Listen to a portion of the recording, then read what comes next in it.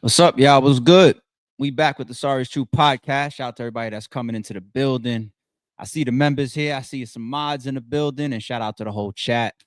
We got some things to chop down, break down, and discuss. Shedeur Sanders.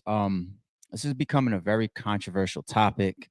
You don't even really got to be a sports head to see what's going on out there, see how big of a topic this is becoming.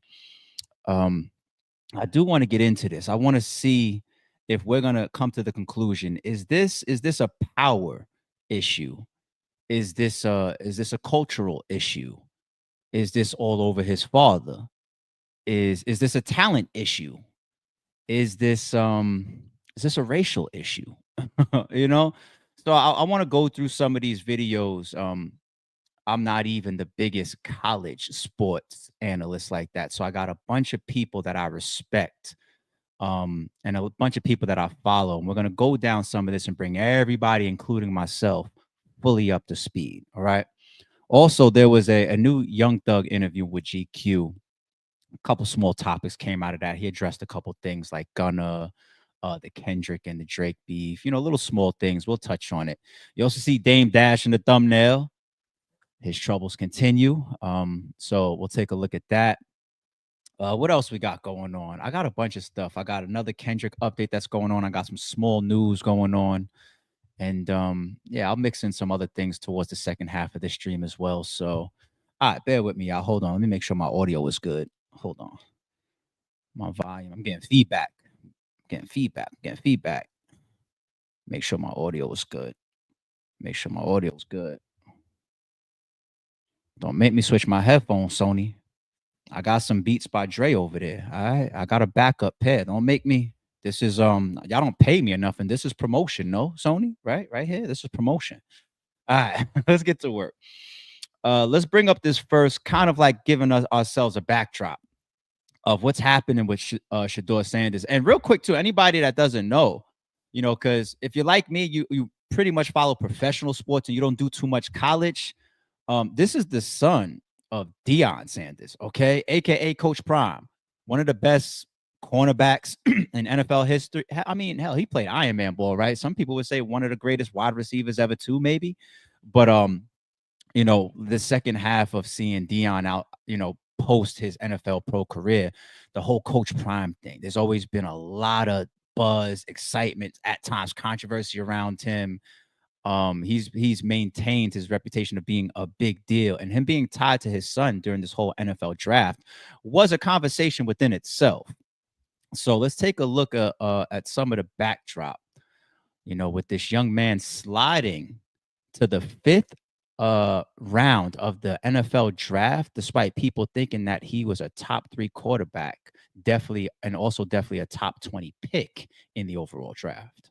In the history of NFL draft drops, let me tell you, the Shedeur Sanders free fall might take the cake.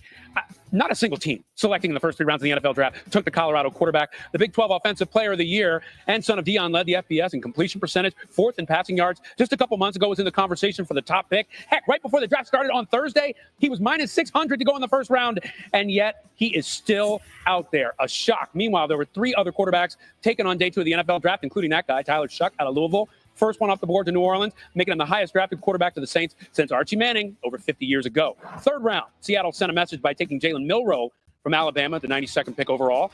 First time Seattle took a QB in the first 3 rounds since Russell Wilson in 2012. The lone non-transfer quarterback taken so far. 2 picks later, Cleveland finally came for their quarterback, going with Oregon's Dylan Gabriel, who finished a storied college career this season with the most career starts and touchdowns responsible for in FBS history. But back to Shedeur, because last night, that whole situation had Mel Kiper Jr. apoplectic. I like to say, I think it's disgusting. I don't understand what the heck's going on with this. 5th player on my board. It's never happened before in 47 years where a player that high has dropped this far into the 4th round. A quarterback that's sitting there in round 4 with other quarterbacks being taken who aren't as good as Shedeur, aren't even close, in my opinion, in terms of accuracy, toughness. Arm strength is certainly more than good enough. I don't see, outside of not being have the rocket arm and the 4.6 speed and the big frame, the 6'3", 230-pound frame, what is he lacking? Somebody's going to have to explain that one to me. 4th round, Kirk Cousins went. 4th round, Dak Prescott went. Worked out pretty good for them. It's just that Shedeur was projected a lot higher than they were. That's why we're having this discussion. Indeed, SportsCenter on the road, presented by Geico. We need NFL front office insider Mike Tannenbaum to come in and explain this to us and bring some sense to it. Mike, what is your reaction to 5 quarterbacks getting drafted before Shedeur Sanders? Ryan, I am absolutely stunned. Here's a player that started 37 games, led the nation in completion percentage. He's also incredibly tough. He was sacked 94 times over 2 seasons and only missed 1 game. He was my second quarterback on the board, very similar to Mel. I thought he was a first-round pick that could come in and start right away because of anticipation and accuracy. I cannot believe that a team in the first 3 rounds, 102 players were drafted and didn't draft Shedeur Sanders. Ryan, one of the things you have to understand is the NFL is the ultimate meritocracy. Every team has the same amount of money. Every team has the same amount of draft choices. And not one team thought that Shedeur Sanders could help them win when 5 quarterbacks have already gone.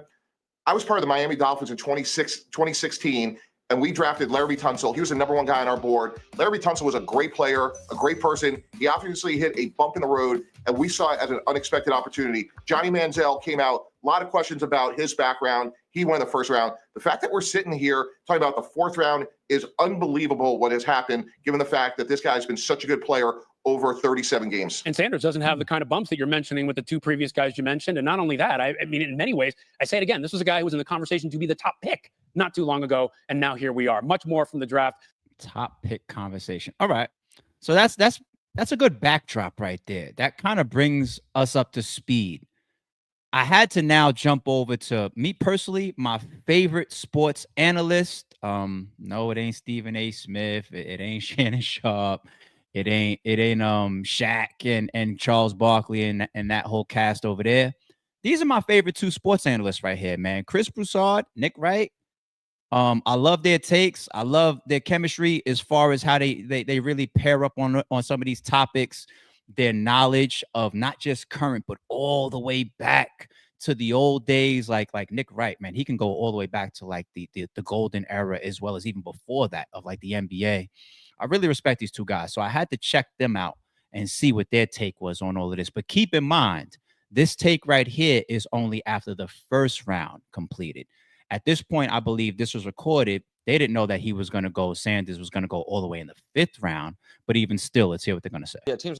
Now, I got to stop there for a second. Mind you, not as far as predictions. My predictions is always going to be different than people's predictions, the way people see a game. But when it comes to just an overall sports take, Chris Broussard is his word and his opinion is damn near gold to me. You know what I'm saying? And of course, there's times where I don't agree with no man 100% of the time. But I'm just trying to say his sports analysis, his credibility, his intelligence, his takes. I really go to Chris Broussard to gauge, like, yo, tell me what's going on, homie. And he is one of the first people that we're going through right now to bring about the Coach Prime aspect, the father, as well as Shedeur being kind of like a celebrity already within himself. Okay. So we'll take that. And I know that this is, just a minimal representation of what people are alluding to when they talk about the father, Deion Sanders, but just a small backdrop. A couple teams that I won't allow him to play for. Whoa. This is my profession. I know what's behind the curtain. We ain't got to get back there for me to understand what's not prominent for my son. I'm not doing it. And if he doesn't listen to you? Who? No, you must mean owners, like not my son. Have you told him privately who you would like for him to play for? It's not like who I would like for him to play for. It's a couple teams that I won't allow him to play for. Whoa. This is my profession. I know what's behind the curtain. We ain't got to get back there for me to understand what's not prominent for my son. I'm not doing it. And if he doesn't listen to you? Who? No, you must mean owners, like not my son. Have you told him privately who you would like for him to play for? It's not like who I would like for him to play for. Okay.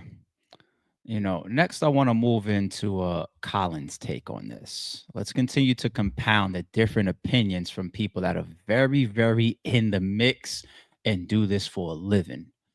What's Colin talking about? He's a little unfiltered at times when he's on his own podcast versus when he's on TV, but still. Mention that. I've said on my show before, quarterback dad has become pageant mom, where the heart is in the right place, but sometimes they do a disservice to their kids. We saw this with Nico Iamaleava, the quarterback for Tennessee. Great program. Dad stepped in. Son didn't show up to a spring practice. We're out of here. And he had no market. UCLA has one of the smallest NILs in the Big Ten. The kid reportedly took a pay cut to live in a much more expensive city and go to a much less storied football program. Quarterback dad. So college football sent a message. It wasn't collusion. People weren't on the phone. And this is not collusion. Remember, only 7 or 8 teams needed a quarterback. And I could argue only 2 teams needed a starting quarterback, Tennessee and Pittsburgh, unless the Steelers have some Aaron Rodgers deal agreed to. But I understand people being turned off. And then this has to be acknowledged too, as people at these networks doing the draft are not mentioning this.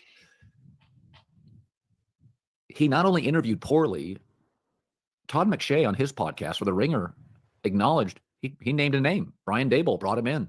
Shedeur Sanders wasn't prepared on the whiteboard. When he called him out, Shedeur Sanders didn't take it well. So you may not like that there was anonymous coaches saying it was the worst interview ever. I can understand if you don't like that. That feels a little harsh. I get that. However, that doesn't make it untrue. There are multiple reports now, multiple teams that did not feel that Shedeur was engaged, that Shedeur made people feel small. It's okay to mention that stuff. So again, the greater the prospect, the more flaws you can have. And quarterback's different. You know, throughout the years, I talked to a lot of people in the league.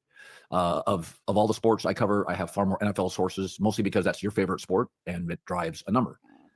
But when I talk to scouts and executives about football players, they talk about skill and talent and toughness. When I talk to executives about quarterbacks, the conversation changes. It's about leadership and focus, the ability to cognitively get up to speed, read a defense, totally different conversation. Everything's different for Leadership. Interesting. You know, leadership definitely goes hand in hand with maturity. Quarterback position, different scenario there. But of the people that we're bringing up, he was the first to say the word collusion. Now, people, we know what collusion is, right? You know, in certain respects, collusion can even be illegal. Okay. If certain powers that be get together to discuss ways to put the Sorry Is True podcast out of business or RBE out of business, right? Colluding together like that, that's dirty, that's scheming, that's nasty. That has nothing to do with my ability to produce content for you guys. That has nothing to do with my talents. That has nothing to do with Shedeur Sanders' ability to get up there, be precise, be on point, have a strong arm, being athletic, having good footwork, being a great quarterback prospect for the NFL. Collusion is different, right? So we heard Colin say the word collusion. Now, he believes that collusion is not involved, but there are people out there that are his peers that feel differently. I understand that you have to move a little bit with a little bit more discretion, that you don't want to stick out your chest and bloviate about who you are, who your daddy is, and et cetera, et cetera. I get that part. I understand that. The kid doesn't get in any trouble. He can ball, and he's healthy. And there were numerous teams from Cleveland to New York, to New Orleans, to Pittsburgh, to LA, and various other places who needed quarterbacks. And you're going to tell me you don't take this kid until the 5th round? You're going to tell me that you're going to take a Dylan Gabriel and a Tyler Shook before him? You're going to tell me that? But we want to pride ourselves on being the league of merit? To the National Football League. I'm not talking about Roger Goodell in the league office, to the owners. Do you have any idea how bad you look? Do you understand that you've given credence to arguments against you involving collusion and stuff like that more so than ever before? Do you realize what you've done? Because his talent is not a 5th round talent. There's absolutely positively no excuse for waiting until the 5th round to take a quarterback who can play better than most quarterbacks available in the draft with the number of teams needing a quarterback. Okay, so I got more. We're not done, people. I really tried to expand on this as much as possible because, once again, I don't follow non-professional sports like that, but I follow the people once they make it, the big names, the big stories, the big rookies, and it's like this right here. We're already seeing from what we looked at so far. You guys catching the vibe? You are seeing the elements of is this collusion? Is this your father? Is this about you, the way you interviewed and your ability to not be a leader or being a little bit too full of yourself prior to even stepping into the NFL? I feel like culturally, You know, when I go from Colin saying this ain't collusion to Stephen A saying, do you understand that y'all giving legs to now collusion? Even culturally, people are going to pick up on vibes just based on two different people's backgrounds having a different interpretation of what's going on, despite being professional, seasoned analysts that are tapped in the Collins and the Stephen A. Smiths of the world. So we're getting a mixed jumbo pot right now, or gumbo pot, I should say, right? We're getting a mixed bag.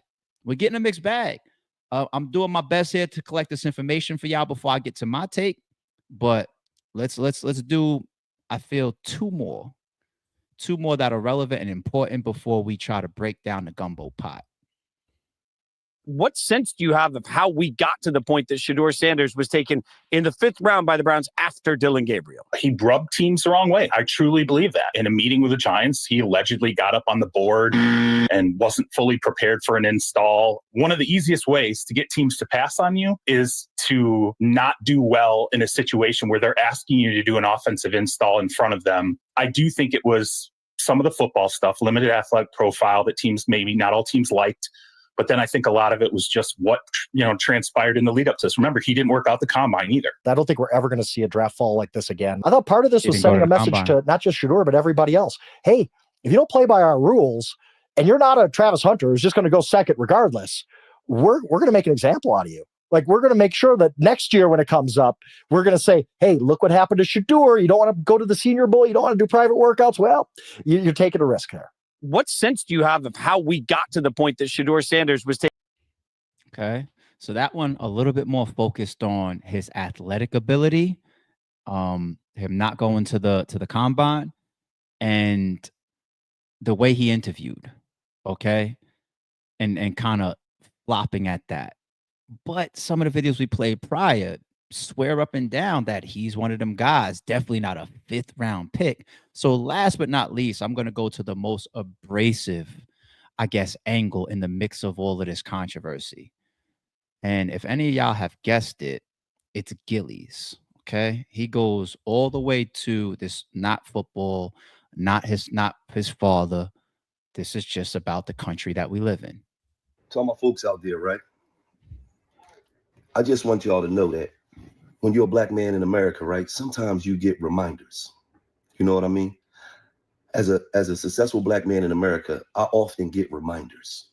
And in the Shedeur Sanders situation, this is just a reminder that you can do everything right in life. You can come from a good family. You could be a good student. You could be a God-fearing kid. You could be a hard worker. You could beat the odds. Your dad could be a Hall of Fame player, and you can beat the odds because not too many Hall of Fame players have good kids. So you can beat the odds. You can beat, he ain't his daddy. You can beat all of that growing up. But you still get a reminder that you just a nigga, man. That's it. You just a nigga. We sitting here looking at a public execution going on right in front of our eyes. Where it's like, we just got to remind you that you just a nigga. There's no other way to look at it. There's a lot of black analysts on TV, but they got to keep it corporate. They can't say what it is. They got to keep it corporate. I just think this is unbelievable. It's just, no, sometimes as a black man in America, you get reminded that you just a nigga. Don't matter how much work you put in. Don't matter. None of that don't matter. You got to understand. I arrived at a hotel in Boston, right? And I get to the front desk and I say, is there any way I could get a suite? And this lady looked at me and she said, I'm sorry. She didn't press one button. She says, I'm sorry, it's no suites in the building. They're all sold out. As she's saying it, a white man is walking out the back and she said, Gilly, oh man, I love you. Man, I love what you do for the community, man. You're a great guy. She handed me my room key. I get up to my floor. When the elevator opened, the white guy's on my floor. And he says, Gilly, I don't know why she told you there's no suites available. Every suite in the building is open, Gilly. Come back downstairs, man. We're going to put you in a suite. But it was just a reminder that you just a nigga. That lady looked at me and said, there's no suites. Before I make this hotel thousands of dollars, I would rather your black ass not be in a suite. So in life, you get reminded sometimes that you just a nigga. No matter how much work you put in, how much good you do, no, you're just a nigga. Shedeur Sanders is not blameless here. Interesting. All right, people. Let's get to our takes and opinions now. I hope that we set enough stage and backdrop there. We went through a lot of different opinions, some filtered, some unfiltered, ESPN level, my favorite analyst, first round reactions, fifth round reactions, discussions about collusion, discussions about his father, discussions about the way he interviewed, discussions about his athleticism, discussions about his possible maturity as it relates to being a leader, which is required of the quarterback position. And then closing out with Gilly, that definitely takes the steering wheel, right? A lot. So let me jump on that topic before I go specific to Shedeur. Did I say Steven before? Shedeur Sanders. Gilly's point of how you will get these random reminders that you're just a nigga, right? If I turn that a little bit, it'll just be saying you will get reminders of the difference between white and black, or privilege, or as much as I can't stand Kanye, if I want to reference him, racism still alive. They just be concealing it, right? Me as a black man, when's the last time I had a reminder like that? In February, when we went to the game in New Orleans, right? Very, very small and subtle, but as a black man, you pick up on it, okay? Shout out to my man Ant, shout out to my man Ifani, shout out to my man AB. You know, we was out there for the game, and we went to the Sazerac House. If anybody's ever heard of the Sazerac House, it's right there in the Bourbon Street area. It's a self-touring liquor factory, and they were like the first building in New Orleans or something like that. It's like a historic monument, right? And we got there, and the place was like just like closing down as far as allowing people to come in. And we're talking to the person at the register or whatever that books you and allows you to come in or whatever. And they're telling us, man, you guys just missed it. We was like 10 minutes late to be allowed to come in, right? And the guys that I'm with, everybody's got a very, very classy presentation. We're not walking in there all loud and ignorant, nothing like that. Nah, we don't carry ourselves like that. You know, we're kind of like doing our best to just get in, like, oh, we're 10 minutes late. Wow, so what's the schedule? That we're booked out tomorrow. We're booked, like it was Super Bowl weekend, so they were super booked up. Couldn't go nowhere. And you know, we're sitting there, we're bidding, you know, putting in our just little bid for like 5 minutes or so. We're trying our best to see if we can just get on the schedule or find our way in. You know, please, how can we make this work? While we're sitting there having a conversation with the attendant, 2 older white women walk in behind us, right? Now, they say, we have reservations, but we know that we're late and it's closed down. Is there anything that we can do? The woman wanted to honor them, but she couldn't honor them in front of us while then dismissing us.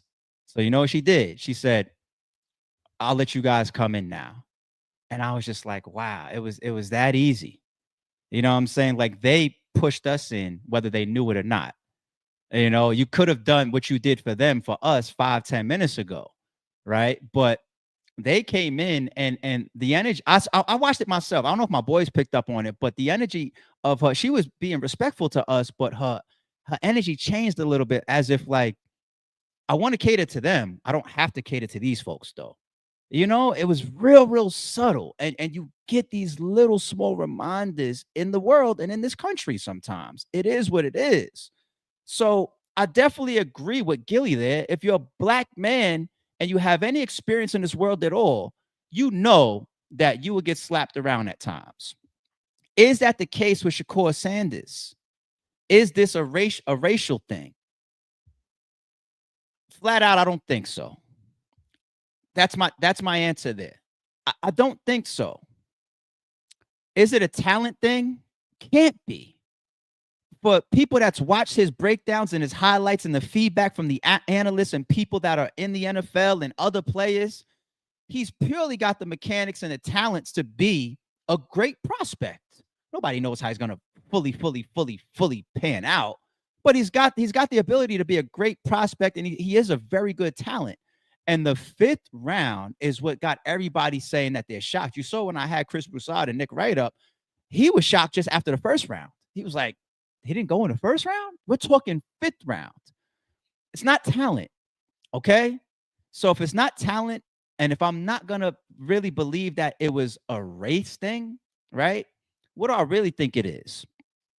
I really think that a lot of it is attributed to his attitude, that interview that he had, him being a little too trumped up for people. And then it's complemented by the power and the voice of his father. That's my belief. So if that's where I'm standing on it, does that bring an element of collusion in? To me, that would be yes then, right? Because it doesn't become coincidence when it looks like all these teams passed up on Bronny. No. Everybody knows that was Rich Paul getting out there behind the scenes and telling people, don't draft this kid. The Lakers are going to take him. And everybody complied. Right? So this got to be similar, but this isn't a whole, hey, don't take him because we know that this is about to be like a nice little public, position and seat filler maybe to have the son of LeBron James on your team. It's reverse. It's we're going to get together and the message amongst us is going to say, don't take him. And not from the reason of you want him and you're going to leave him alone. It's like, no, we're going to send a message. The NFL, these owners, they've done stuff like this before. I think they're sending a message. That's what it's about. That's what it's about. It's a power thing. Now, Deion, I feel like to an extent, we've seen that before as well at a smaller level. Look at the Ball family. Okay. Now, mind you, you got your kids two of them is in the NBA. One running around rapping and whatnot now.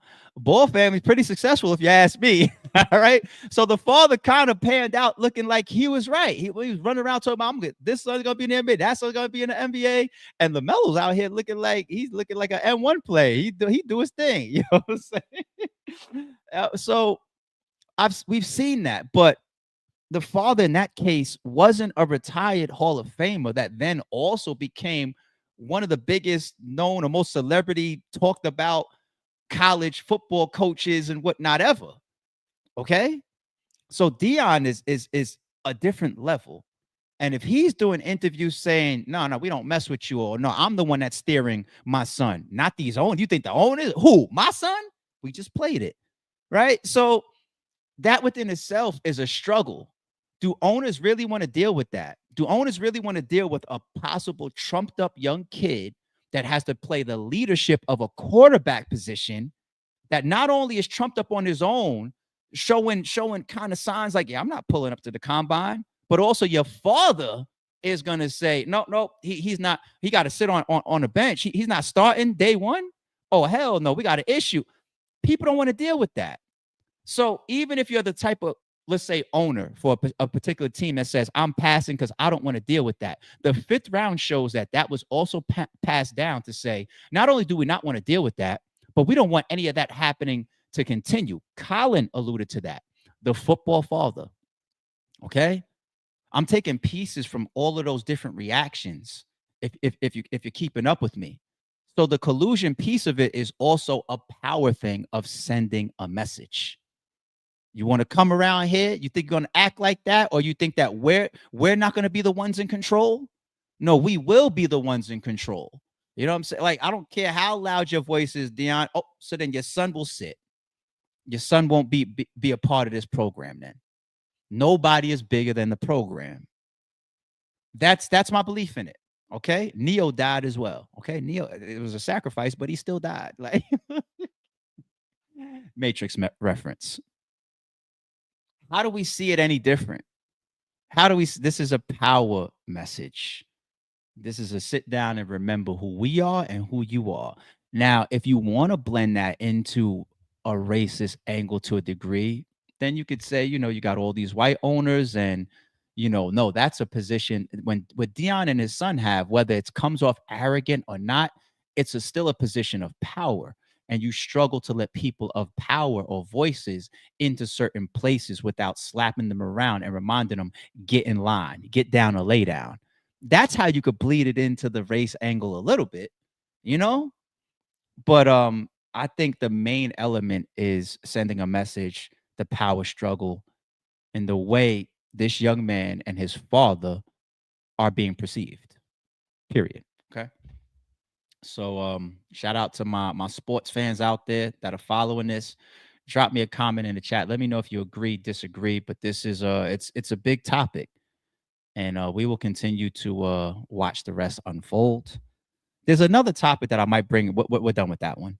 There's another topic that might have similarities to it. It's way more extreme, and y'all also let me know in the chat. Do you want me to bring this story as it continues to unfold into our news cycle? And that's the story of Carmelo Anthony. Okay, that story is definitely created a lot of divides. You know, not fun divides like Kendrick and Drake. I'm talking about real life, racial, white and black divides. You know, I don't know. Maybe I'll bring that into our news cycle. Drop me a comment. Let me know how y'all feel about that one. Let's go to Young Thug. Young Thug had a recent interview with GQ magazine. A couple sound bites that came out of it. Answering the question about Gunna. I guess this is the big one that people are still looking for the answer for, as if it's not already answered. Stuff like that. I just like to help people, you know. One of those artists was Gunna. You guys did a ton of songs together. Yeah. Very successful on your label. Yeah. He was arrested about the same time as you. I think a lot of people wonder what that relationship is like now. Yeah. I know everybody wondering that. What's it like? I don't know. I guess that's his own form of answer, huh? You like to like plow? I do, absolutely. Deep into things. Yeah. I'm a pro. And stuff like that. I just like.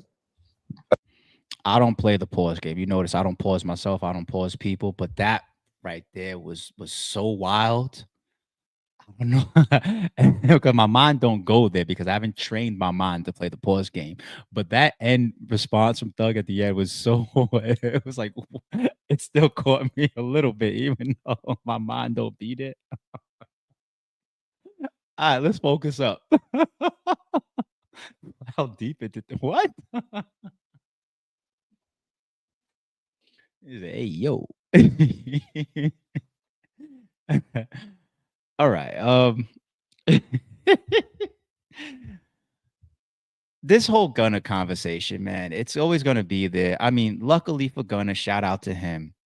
He's become an even bigger artist, okay? He's not affected by the allegations. He's not affected by the way people perceive him. He will continue to make a lot of money. He's charting. His music is doing very, very well. It just is what it is. You know, when we heard one of the stipulations of his release, right, was or his plea agreement was that he still is able to maintain that relationship with Gunna. But a lot of people interpreted that as like, that's a business move. Okay, let that man still make me money. Okay. He had that tweet before, right, that says something like, Gunna, stop acting like we friends or whatever. Thug is so under scrutiny due to his terms of his probation. And this obviously is recent. This was after he just went through what he went through, where he almost got his ass violated. And some of you pause people jump on that one too. But it, like, literally, his probation almost got violated, right? For those tweets that he put up related to Little Baby, what Little Baby got going on. And you know, he's gonna be in these interviews, he's gonna be in his music, he's gonna be very, very calculated. He has to be, he has no choice, or else he's going right back, right? He's got to be very calculated with his words. Do I expect him to get in an interview like this and be asked that question and say, who Gunna? No, I don't really fuck with. No, nobody expects that. You know, it doesn't look good. Even if you get hit at the board for something else, they'll use moments like this to show like, oh, look, he never learned. He's still pretty much enforcing gang and street rules and damn near gang banging by talking about snitches and rats and whatnot. Over here on the legal system, we love our snitches and rats. They're part of the system. They're part of making this shit go. Meanwhile, he's still denouncing snitches. Like, you see, he hasn't learned. So he's got to be careful. He can't play that game. He can't play that game. But an answer like that is so clear. And I think luckily for Gunna, his probation terms will probably have somebody like Thug never really being able to come out and just go crazy on him.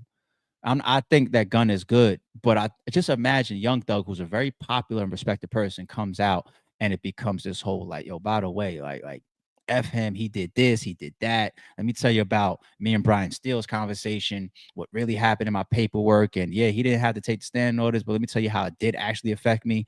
That would kill Gunna. That would bring a whole wave of light towards him and make everybody just, I think it's swept under the rug now at this point, right? I think it's swept away like, hey, let it go. And he's never going to be able to compound it. So let it be what it's going to be. The other clip that a lot of people are focusing on that came from this interview was his alliance to Drake, which was already there. It shouldn't shock anybody. So I don't think no music is bad or nothing is like wrong. Everything is just fire. Well, it feels like when you were away, it was sort of dominated by this like Drake Kendrick thing, you know? Yeah, for most of it. Which I don't know if you have like a side in that. Atlanta kind of even got dragged in by Kendrick, which was interesting. Yeah. He just like spoke on people's name in Atlanta. Yeah. I don't know what that was about. But I'm a Drake fan. Do you feel like it's like rap? So I don't think no music is bad. It should be you don't know what it's about. You know damn well with the point that Kendrick was making. But he's Team Drake. Not a big deal. People, let's not go crazy over this clip. Like, people have their alliances. People have their friendships. You don't expect 21 Savage to come out and say something that's against Drake, right? I don't expect Young Thug to either. Didn't they say Drake went and flew and went and saw Young Thug as soon as he was freed and all that? And here's another one, Vibes Cartel. He's Team Drake. You know, you saw right when he was about to do his show at the Barclays in Brooklyn the other week. Drake sent him an owl chain and medallion and all that. You know, I'm OVO and all that. Like, people have their friendships and their alliances and their networks, and so what? It is what it is. I'm like, everybody don't need to be out here trying to force people to pick a side or to leave alone people that they rock with just because now you disagree with Drake's antics or some of his drama. Let Young Thug be Drake's friend, and who cares? Relax. And he's gonna play stupid because he's not gonna throw Drake under the bus. He just played stupid twice right in front of us, okay? It is what it is. Young Thug isn't as stupid as people think, right? He knows how to play the game a little bit. Dame Dash. What happened with Dame, man? Dame, it just always seems to get worse. Dame Dash continues to ignore court orders. Now it could cost him. Damon Dash is now facing possible sanctions as a judge demands answers over his refusal to turn over financial records in the Josh Weber lawsuit, which is one I believe you already got a judgment on him for. Damon Dash is once again under legal pressure in New York as a federal judge considers sanctions after Dash and his company Poppington LLC failed to comply with court orders tied to a long-running financial dispute with filmmaker Josh Weber. Okay.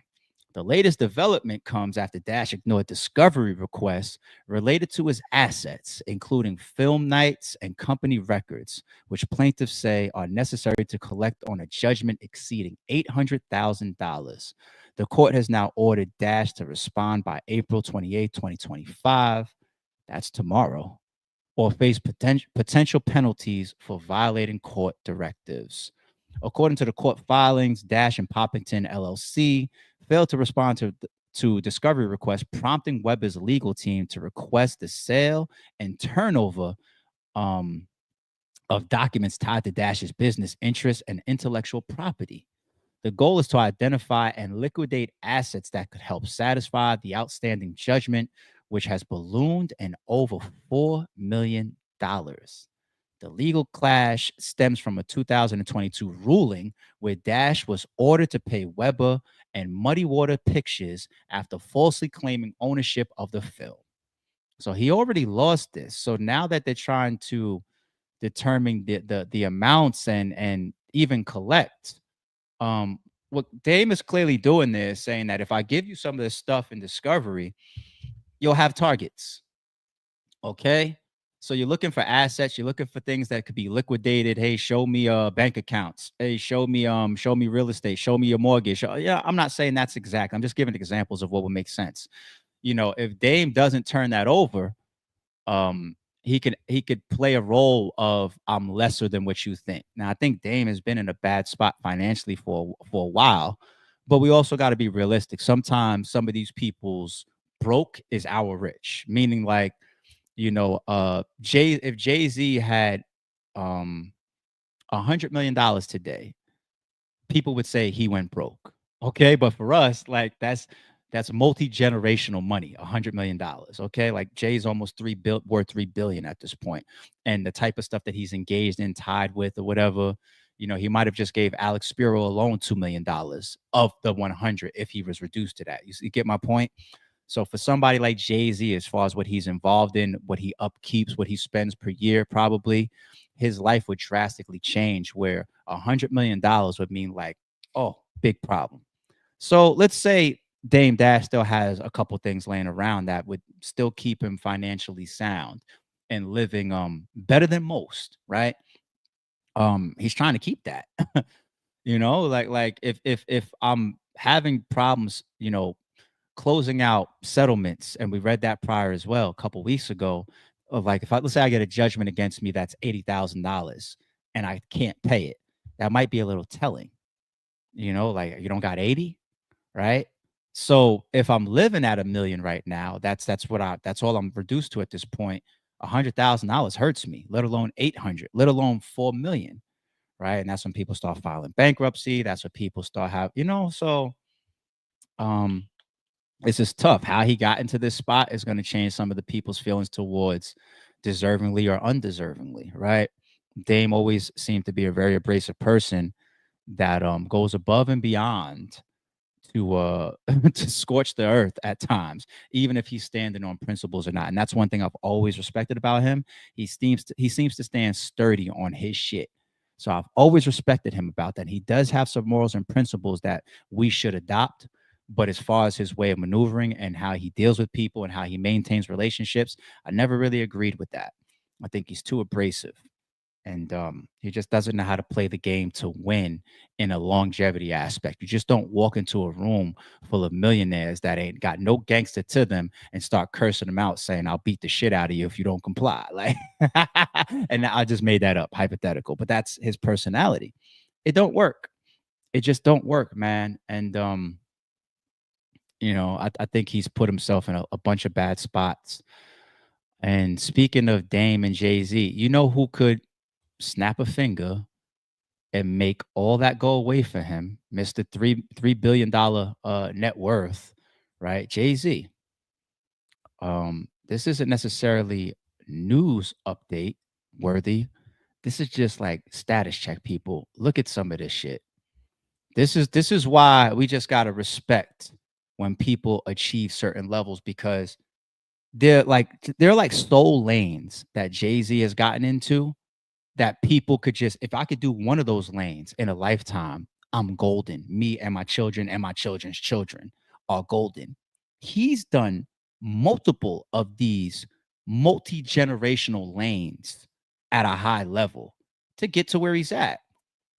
Sometimes you need 20 of you to do something like that. Now, of course, somebody like him has a big team around him, but the trail that he's blazed and the leadership role that he's taken in business, he's opened up a lot of doors for himself, obviously. But you know how many people have made millions of dollars simply by being associated to this man? If you don't believe it, peep this. Hov is right. He's not a businessman. He's a business man. We know the classic line, right? Rap's first billionaire. Dope accolade. With a net worth estimated at $2.5 billion. I keep saying 3. I need to come down a little bit. That's a lot of it, to be honest. 2.5, big difference. Jay-Z is the richest musician in the world. His wealth stems from a diversified portfolio, with Forbes ranking him number 1,447 on their billionaires list in 2025. Wow. How many people's in the world? Wow. Rock Nation. In 2008, Jay-Z founded Rock Nation, a full-service entertainment company. The company has been valued at approximately $140 million, significantly contributing to his diversified income streams. Ace of Spades. Jay-Z acquired the luxury champagne brand Armand, whatever that is, aka Ace of Spades, in 2014. In 2021, he sold a 50% stake, valuing the brand at over $600 million, reportedly earning him $300 million. It's a big number. It's a big number. Douce Cognac. In 2023, Jay-Z sold his controlling stake in Douce Cognac to Bacardi for $750 million. He retains a significant minority stake, continuing to benefit from the brand's success. You know what I like about this one, the selling? It's the trumping something up and then selling aspect, right? One of the biggest checks that 50 Cent ever garnered is what? Vitamin water, right? It got in early. It was trumped up when it was time to sell. Thank you. Cam mentioned that. Cam is nowhere near the level of a 50 Cent or a Jay-Z. But that was even what Cam mentioned to Jim Jones. It's having the mentality. When he exposed those text messages between him and Jim Jones, what did Cam say? He said, man, they trying to throw us a little small bag. Meanwhile, I got this tour deal going on. You want me to put that down to go do this verses with Timbaland and Swizz Beats? But peep game. They're going to use all of us, these continued shows, to take it from YouTube to this Triller and then to this. They're going to trump it up. They're going to sell it for $500 million. It's going to be the biggest battle rap platform ever. And we're the ones that built it up, right? And we could look at that even on the battle rap side, where for years I've been screaming to high hell for battlers to make sure that they do something for themselves. Because if you translate this to music, you know, the leagues own the masters, right? The footage, right? The content. And the equity is the type of money that you make when you sleep, right? So the company, the equity, the brand, being able to sell portions of your company, being able to make money that while you sleep off of your masters and streams and things that are still moving. You know, that's the things that the artists just don't have. And that's what Cam was telling Jim Jones, like, yo, they're going to trump that up and sell it on us. And you want me to just do this because you want to perform in Madison Square Garden, let alone I'm putting down some money over here. It's a bigger mentality, man. So the 50 Cents and the Jay-Z's and even Diddy, you know, like you get into these spots and it's not just about owning it. It's about building it up sometimes so that you could sell that bitch. Real estate. Jay-Z and Beyonce have built a real estate portfolio valued at over $300 million, including a $200 million Malibu mansion purchased in 2023, the most expensive home sale in California's history. That's a dope picture to put with that. Y'all got it. Y'all got it. Y'all won. Y'all won 1,000,000 times over. Literally. Y'all won, B. Real estate is an asset, people. It's not a liability. Okay, you have a thing called equity in real estate as well. Wow. Music catalog. Jay-Z owns the masters and publishing rights to his music catalog, which was valued at $75 million in 2019. Given the increasing value, his catalog's worth has likely appreciated since then. Jay-Z is so powerful. Think about how the massive sprawl of YouTube. There was a big period of time where almost all of his music came off of even YouTube. Even today, if you go like pull up some of his playlists, you're going to find some Jay-Z tracks. But there's so much of his catalog that's not even on the biggest media content platform in the world, YouTube. It's just not there. It's just he's pushing buttons. I don't want my map. I'm consolidated over here. No. And this is YouTube, B. Like everybody got their music on YouTube. Even the biggest albums and the biggest artists in the world, they understand that, you know, you can't run from YouTube. If Kendrick Lamar drops GNX, his album, let's say it drops on all platforms for purchase, it also immediately gets uploaded to his YouTube channel as well, right? Every big Eminem's album, it's on his YouTube channel. They put their albums on YouTube playlists as well. The biggest artists in the world. Jay-Z he goes in different directions with his shit. What's this one? Uber. Uber investment. In 2011, Jay-Z invested $2 million in Uber during its early funding rounds. This investment has grown substantially with estimates valuing his stake at approximately $70 million. What's that percentage increase, people? 2 million to 70 million. For him, that 2 million is like 200 for us. Hey man, I got this possible stock that might run. Give me $200, drop it in the bucket, walk away, and don't think about it. He threw 2 million into it real quick. 70? Nice investment. A lot of us had the opportunities to get down with Starbucks or Amazon or or Google made, like a lot of us had those opportunities, but you just, you didn't. We didn't. Tidal. Jay-Z acquired the music streaming service Tidal in 2015 for $56 million. In 2021, he sold a majority stake to Jack Dorsey Square for $302 million, significantly increasing the platform's valuation. People, if I'm Dame Dash, I got beef with you forever. Like, we came in this shit together. And you throw $2 million investments around, like you don't even do it yourself. Somebody calls you, you say, "I call such and such who's going to call such and such who's going to call such and such that got access to my little small bank account," and they'll whatever. And gotta drop it in Uber real quick, and I'll holler at me in 5 years. Meanwhile, Dame Dash is like, "Yo, somebody hit me for 80 grand. Like, I got a problem. Like, I'm coming up with somebody," because Dame had to just sit there this whole time and watch Jay-Z do this. He's going. I've said many times, people, I don't think Jay-Z's hands are clean in his relationship with Dame Dash. Probably are some things that happened that wasn't like, damn, you know what I'm saying? But at the same time,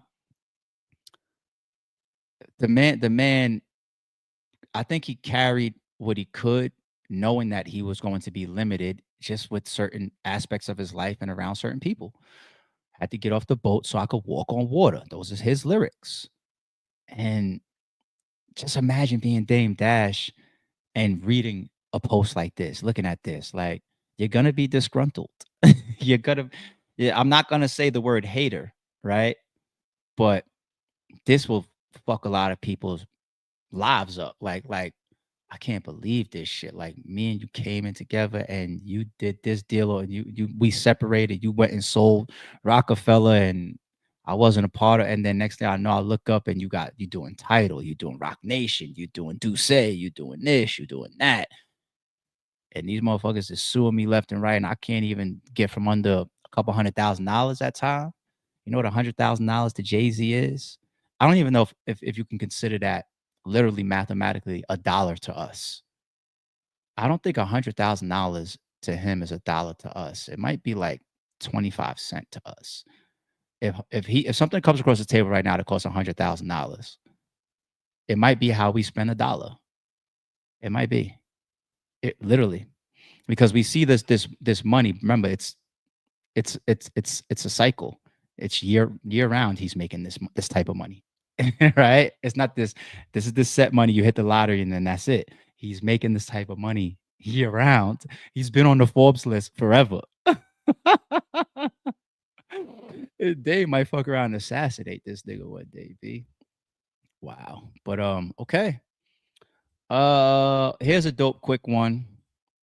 The same way I had some negative things to say in this man's direction, I gotta turn now around and say positive things in this man's direction. I gotta keep it 1,000 too. Dodie 6 apologizes to Kendrick Lamar for calling him a bitch. I want to publicly apologize because he is far from that. And this was the post he put up. GF Dodie 6.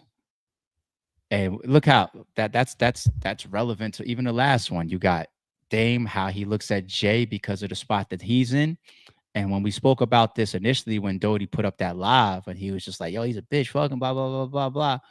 You know, I looked at it like, yo, Kendrick is where he earned. You know, he doesn't owe everybody that he's went to school with or put on his album. He doesn't owe people that. So I think Dodie had a moment, whether it was the backlash he got from the internet, whether he woke up one day and realized he was out of pocket on his own, or whether it was a combination of both. Either way, he did the right thing. Either way.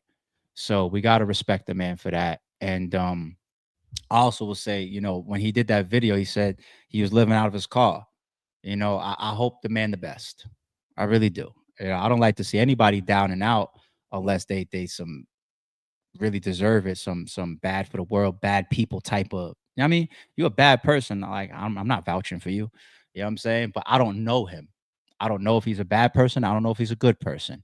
So all I know is that he did that initial shit and now he's retracting and apologizing. So based on that, I say, man, I wish you the best, man. I hope that you get yourself back on track and you figure things out for yourself. All right. That's us being responsible. Okay. The man retracted. Let's give the man his kudos. Yeah, I got some funny ones that we're about to get into. Well, I don't know if this is so funny, but what did y'all expect when y'all run up on French and you ask him about Diddy, paparazzi at the airport? Like, what do you expect? Now, I gotta ask, man. This year's been crazy. Have you heard it? Have you talked to Diddy at all? Stop. What do you mean by that? But you're usually there, right? You've been there a few times. Happy birthday to you. Happy birthday, dear friend. Happy birthday to you. It's a special birthday for both of us.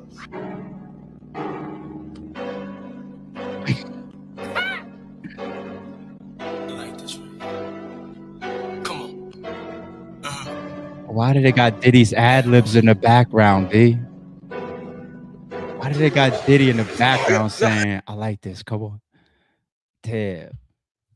Well, listen, man, he's still trying to be loyal, man. He's been around Diddy a lot.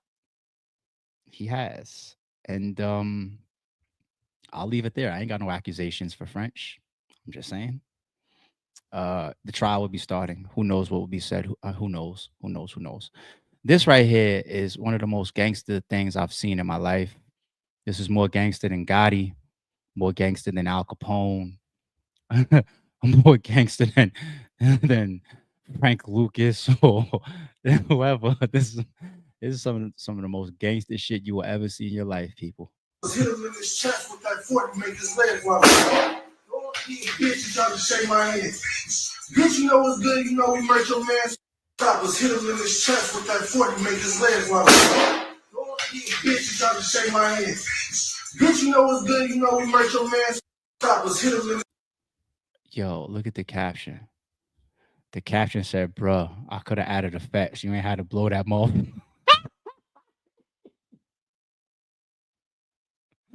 He definitely startled a couple people in the background too. Like, what the fuck is wrong?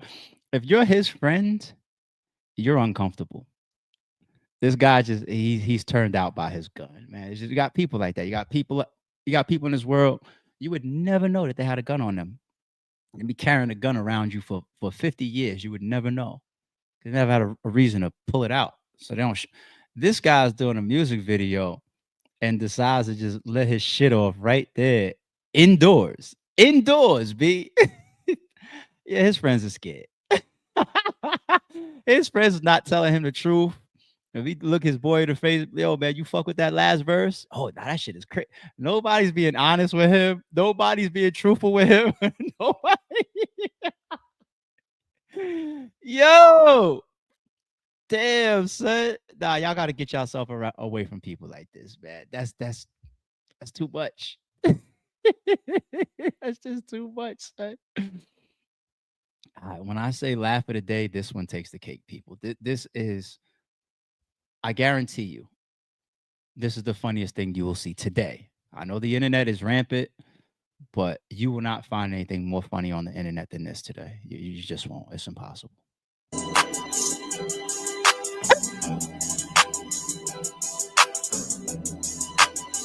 Gang.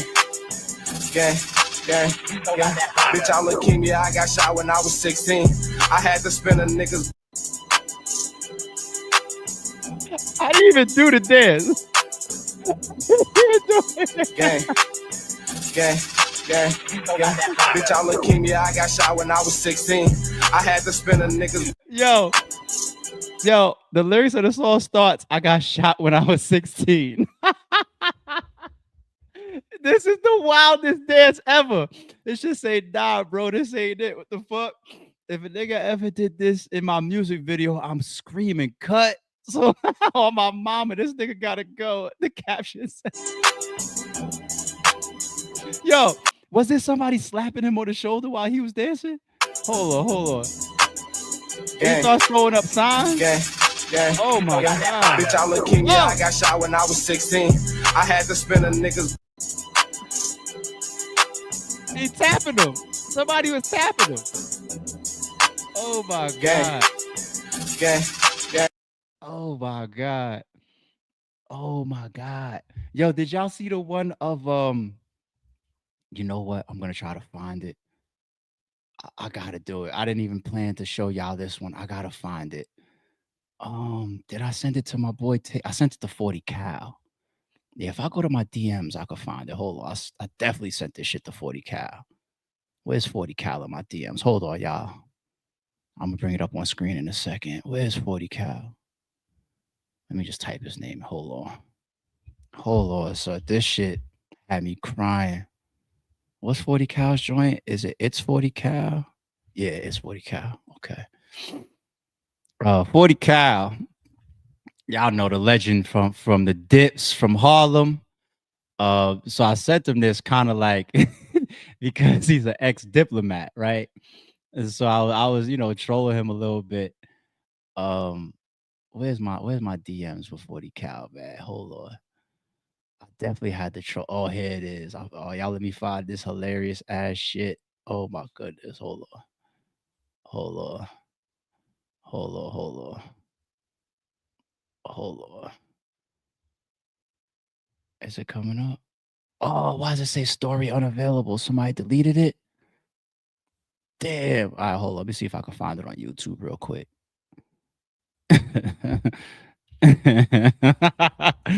I promise you it's gonna be worth it if I can find it. I promise you it's gonna be worth it if I can find this shit. Yeah, it's on YouTube as a short. Yeah. Oh my goodness.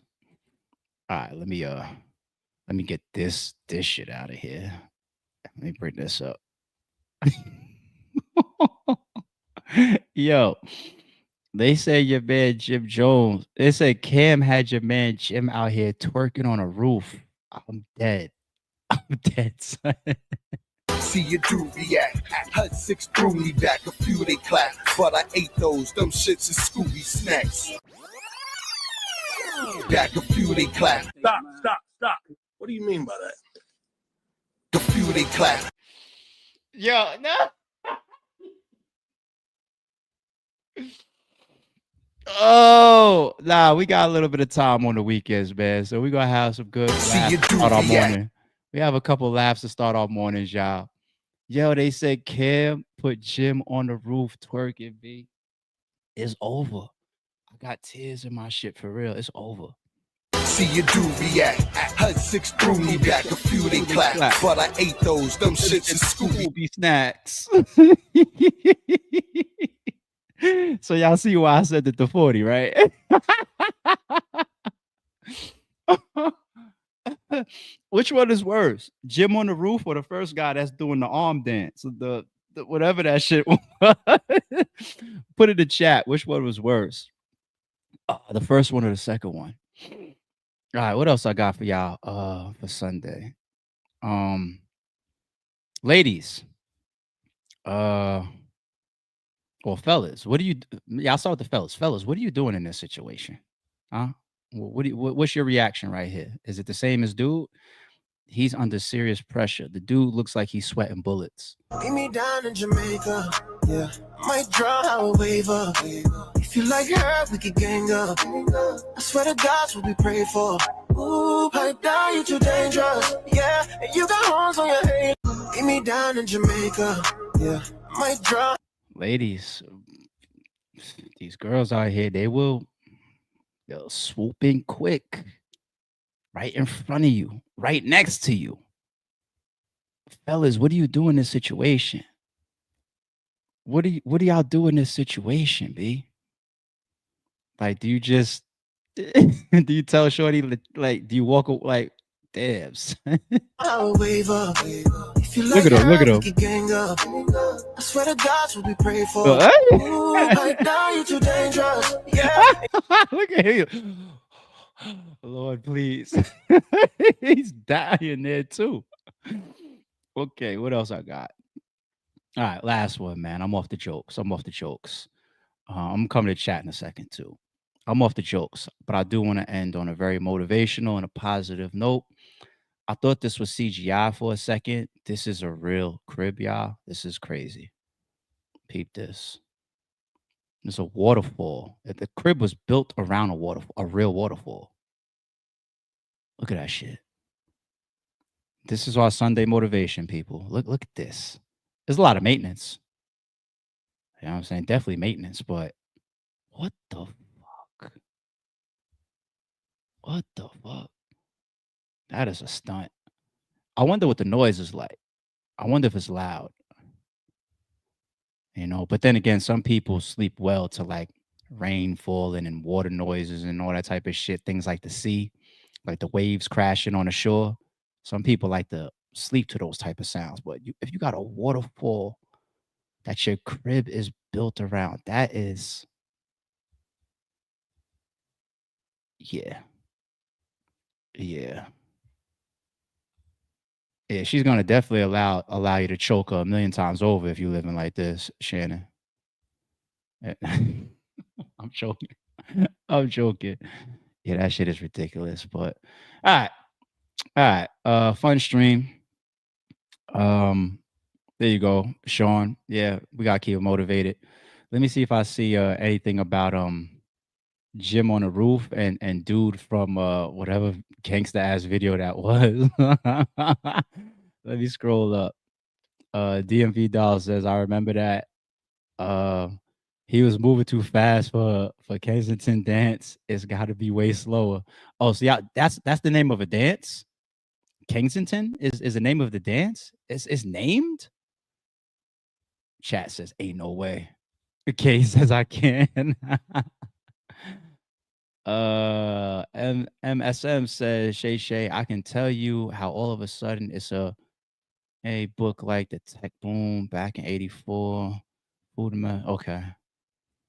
Yo. Look, Kelsey said, what the Nah, K, you got it, B. Come on, man. Come on, K. What's K doing? DV Dow voted that the first one was worse than Jim. There's comments in the chat say, nah, Jim won. Oh man, chat says twerk contest on the roof. The loser had to jump. No. Jay said the first was worse. Sean said 40's probably crying laughing. When I said that, my caption when I said it to him in DM might have been something like, yo, get your man, B. Get your man's B. Really Rel said, Lux is disappointed. Jim by far, you got be the worst one. Oh man, Chad said they both bad. Oh, okay, so he can't see it now. I'm sorry if I'm ruining anybody's day. Booty popping on the roof is diabolical. Yo, salute to you, Kenneth. I appreciate you, G. Misha the building. I'm gonna let that arm go and say good luck. Yeah, Sean had to put this right here for the crib. It looked like it got a little bit of Tony Stark's crib architecture to it, didn't it? Right? It did. There's really a somebody that got the Tony Stark's modeled crib. Like there really is. I follow a lot of that stuff on my gram, not just for motivation, but on the real estate side. I like ideas. I like seeing stuff like that. I think it's beautiful. The last thing somebody could ever call me is a hater. I love seeing what people have done in life, and I use it as inspiration. I love it, man. I love it. I love it. I love it. I love it. Okay. Fun stream. Yeah, I saved that main topic. I think we probably did like 25 to 30 minutes on the Mr. Sanders situation, man. Interesting. I'm gonna keep following that. Once again, let me know in the chat or let me know in the comments if y'all want me to pull in the Carmelo Anthony story into our news cycle. That's a very, very controversial one. What else did we do? We did the Dame. We did the quick Young Thug thing. I watched the whole interview. There wasn't nothing crazy going on in there other than just seeing how he is post-release under his probation stipulations. It's wild to watch him navigate it, but I'd rather that and be free and outside than the alternative, right? Those Jay-Z numbers are crazy. That's why he's a lot of people's GOAT. You know what I'm saying? He did it like no other, the richest rapper in the world, man. So if you're sitting on your ass doing nothing today, hopefully that means that you're relaxing because you had a long day and a long week. Other than that, let's get to it. Oh, let me give y'all this quick one. I watched the Alto Nights last night. Okay. Shout out to Dr. God, man. He texted to me last week. He was like, "Yo, you gotta check out the Alto Nights." And I was tight, man, because I was searching it and it wasn't playing in any theaters around me. So I texted him. I was like, "Damn, I can't even check it out." He was like, "Nah, it's on Amazon Prime." So there goes for y'all. It's on Amazon Prime. I was like, "Bet." I threw that shit on last night. Good movie. Good movie. It's not gonna rank up to, like the top fives of anything like that when you talk about mafia movies. When we talk about some of the most powerful mafia movies, we got Goodfellas, we got Casino, we got Donnie Brasco, we got Gotti. We got things of that nature, right? Even The Irishman. I think that The Irishman is up there too. To be honest. So this is dope. The Alto Nights, very, very good watch. It's the story of what's it? Vito Genovese and John Costello. They were pretty much mafia bosses that came to power after Lucky Luciano. A lot of us have heard that name over the years, Lucky Luciano. So they both came to power as New York crime bosses, but they had a power struggle. One was more diplomatic, low key, wasn't into drugs like a lot of the mafia rules have always been. We don't do drugs or sell drugs. The other one was more like a murderer, very blunt, noisy, into selling drugs for profit. So they had a power clash, and John Costello was shot in the head during an assassination attempt. That's not a spoiler. It's in the trailer. In an assassination attempt, and everybody knew who sent it. But what happens after that? The continued navigation of all that power struggle, and is there going to be retaliation? Is there going to be a divide? How's the cops going to react to everything that's going on in the midst of this? So it's based on a true story. Another dope thing about the movie is seeing the continued work of Robert De Niro. As I was watching the movie, I realized so many, if not like 80% of Robert De Niro's scenes, he's sitting down.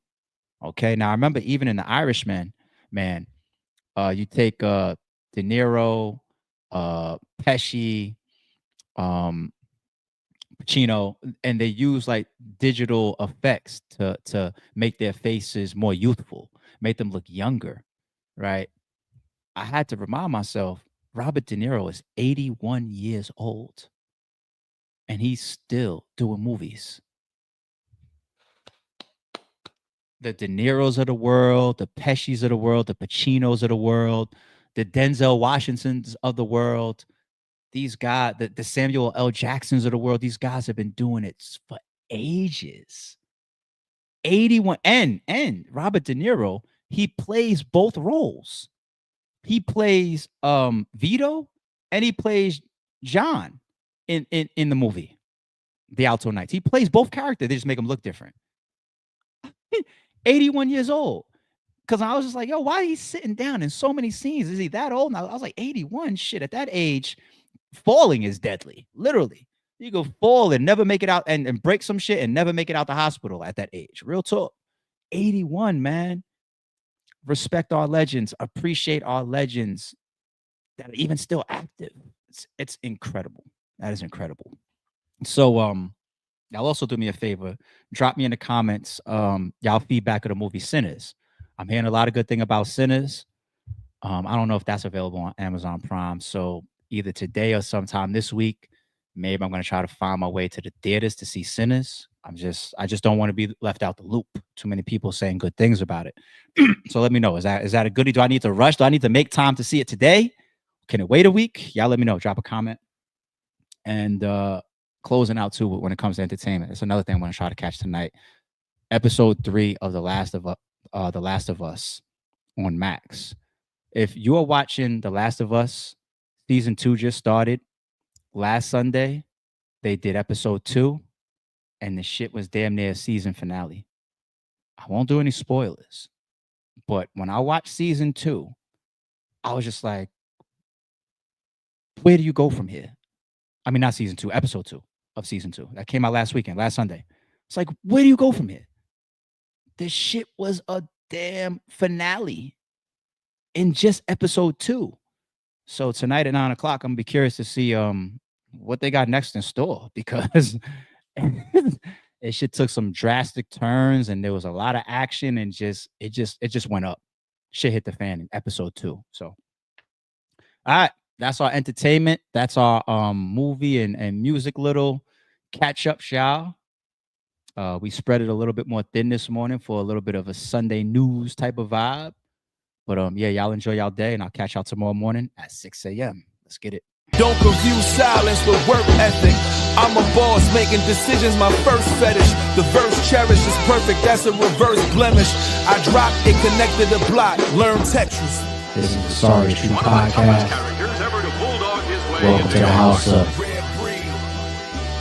And shout out to the members. Without, I think still got a gun.